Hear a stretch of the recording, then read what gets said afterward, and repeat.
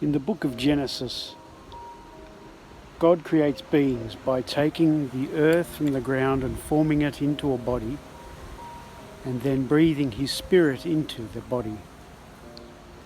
From the very beginning of the early church fathers, they believed that the body and the spirit were inseparable. The spirit being that part of us that is creative, that motivates us, that gives us life, and the body returning, once that life is given up, to the soil that gave it life. And so from the earliest times of church history, it's been a very strong motivation to hold this unity of body and spirit against the backdrop of a Gentile understanding of a body and a spirit being separate entities, where the spirit is almost a prisoner of the body, the spirit divine and the body sinful and earthly. But this was never the intent.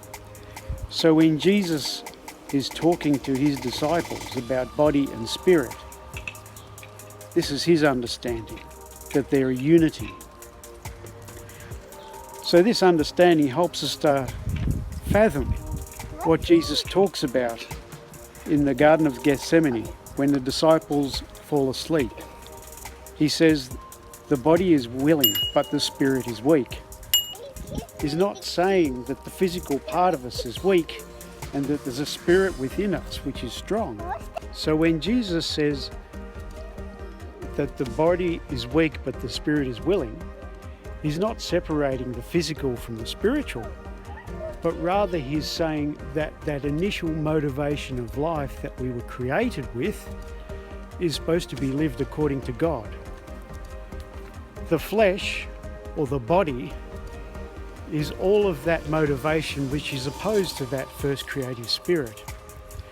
So the selfishness, the need to think of yourself before you think of others, all those would be talked about as the body or fleshly thought. Not something divorced from the spirit, but something that is a motivator within your form, that unity of spirit and body. With this understanding, then, Paul goes on to encourage us to live a spirit-filled life, not according to the law, but according to the Spirit. What he's saying there isn't that there's something devoid of our everyday experience that we should be living by, but rather those first motivations that God breathed into us. The motivation for love, for thinking of others first, for having compassion, and most of all, to live with mercy rather than judgmental attitude. So this is what it means to live by the Spirit, to live in accordance with that spiritual creativity that God first put into us, not the fallen spirituality of thinking of ourselves.